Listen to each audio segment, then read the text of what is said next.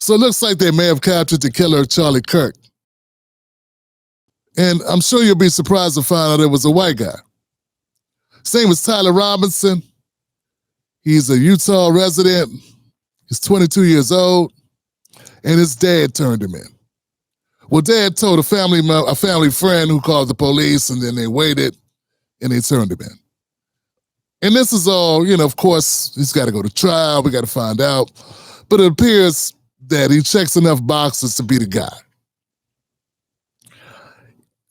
I'd like to talk for a second about what happens when Black Americans go after Black Americans for words that are said on the internet instead of going after the killer.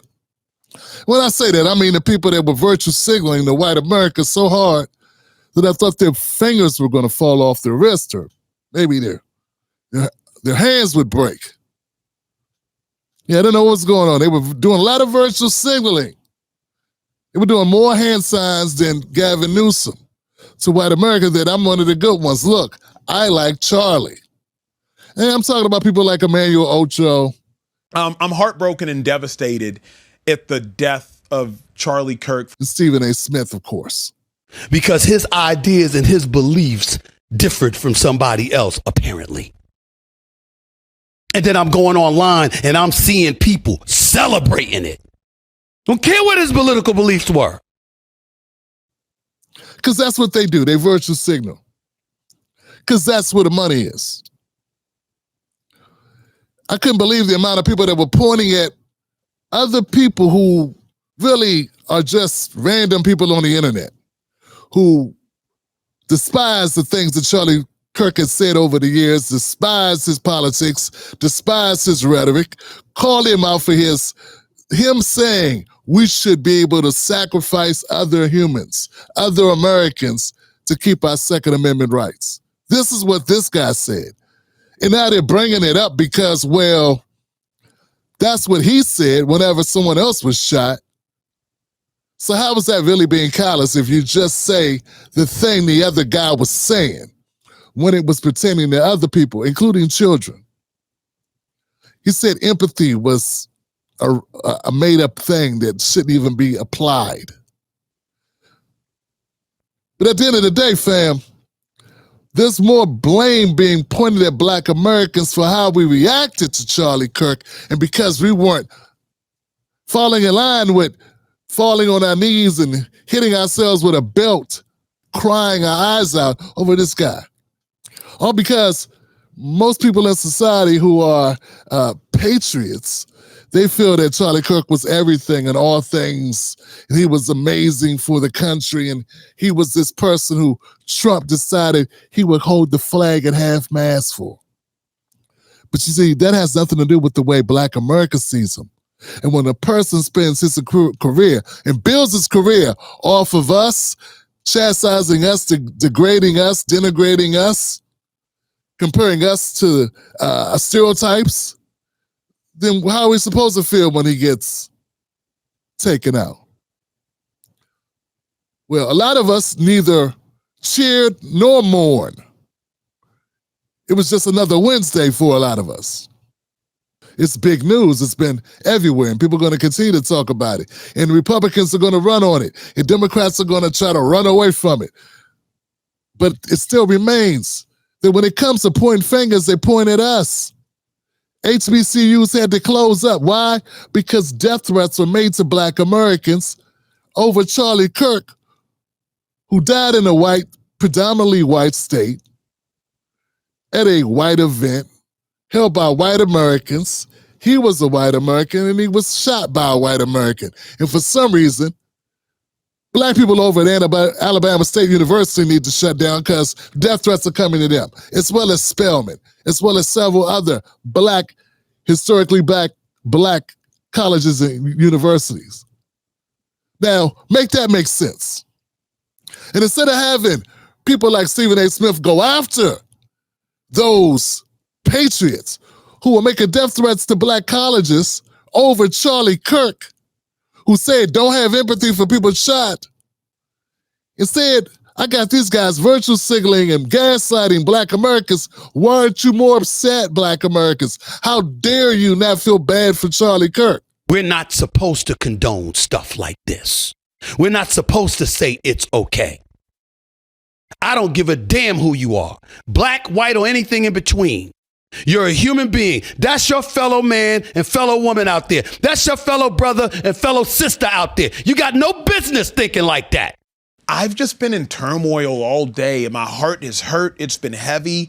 It's been weeping for his family. It's been weeping for his loved ones. And I don't really know the words to share. I care about the fact that a man was gunned down in front of two of his children. If anybody's desensitized to violence in America, I think all of Americans could be in that condition due to the fact this happens all the damn time.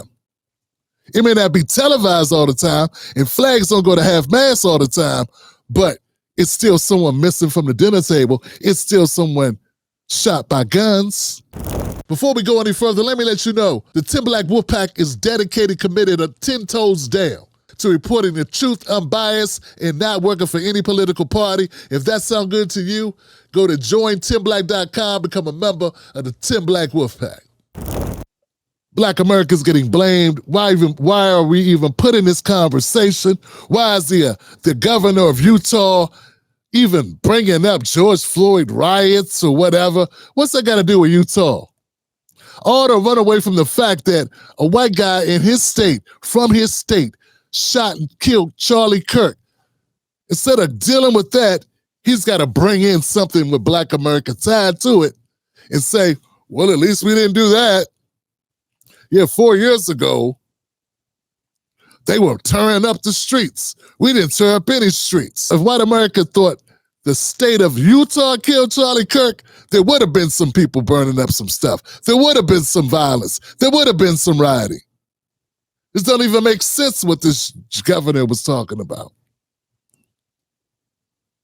But as usual, we're going to have black folks who are trying to get their papers straight. Black folks that want to social climb or want to build their careers, want to grow their popularity, want to get bigger, badder, and more paper by throwing black people under the bus. And this time, folks, this has nothing to do with Black America at all. I don't think Charlie Kirk was worried about Black Americans being upset with him. And I don't think, in fact, I know, I've heard in clips where he said out of his mouth, he was worried about his own safety, but not from Black Americans. He was worried about his own safety from talks about Israel and about those Epstein files. And we got these people. We got the Emmanuel Ochos and the Stephen A. Smiths and the Jason Whitlocks and the Candace Owens and all the rest of them pointing at Black Americans who have no power, that can't cancel anybody off of anything, using their smartphones, shooting a little video on TikTok saying they don't care about Charlie Kirk. They're using that. They're pointing at that and making that the point of conversation, making that the issue, because they're cowards and they don't want to call out white America with white America's white on American crime. This is a white on white issue, if there ever was one. It's so white. It's white as ever. It's white out on white paper on a bright sunny day. This is that white. This is so white, you can patent it, put it in a bottle, and sell it for teeth whitener. This is the whitest story you ever going to get. And somehow, some way, it's attached. The blame, the scapegoat is Black America. Why? Because we didn't dance enough. We didn't sing enough. We didn't cry enough. We didn't get emotional enough. We didn't do a Stephen from Django enough to make them feel like we hurt like they hurt. Even for a guy that said Black people don't have the brain processing power to hold positions of authority or influence or talent or skill or ability. And the only reason why we get jobs is because we took them from a white person who was more qualified. And that's the guy we supposed to cry about. And that's the guy I got to hear Stephen A. Smith say, how dare I and you and we not feel moved by Charlie Kirk.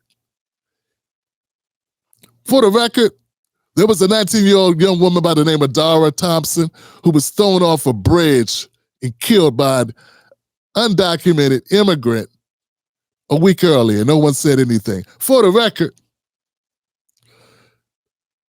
there was some kids shot at a school in Colorado the same day, and I ain't heard no one talk about it. I haven't heard them make a big deal about it. There were 2 politicians killed in Minnesota, a husband and wife. No flags at half-mast, and these were actual politicians who were elected to office. We go on and on and on about how hypocritical this is and biased this whole thing is. As a Black American, I like to say, keep our name out of it. And when we bring up issues that we want addressed, that we want focus on, then you could put our name in it. Then when we, how can I say? That's not what I want to say. Damn it, what I want to say is, when there are issues that we want circulated, when there are issues that we want the world to take a look at, we don't get any respect on that. We don't get any eyeballs on the issues that we really care about. You guys only want to cherry pick and amplify the stories that you want to amplify.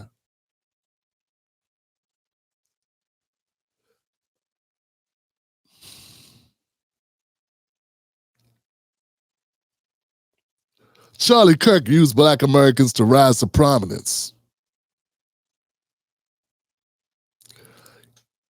His death was not our fault or our responsibility. And regardless of how any individual Black person felt about the reputation that Charlie Kirk had built for himself, that had nothing at all to do with his demise. And just because you say it did, don't make it so. My name is Tim Black. I live stream this show at 10:30 p.m. Eastern Standard Time, Sunday, Monday, Wednesday, and Friday. I'll see you soon. Be here today. I'm not riding for parties. I ride for us.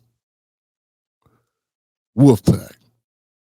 The Tim Black Show streams Sundays, Mondays, Wednesdays, and Fridays, 10:30 p.m. Eastern Standard Time. Wolfpack.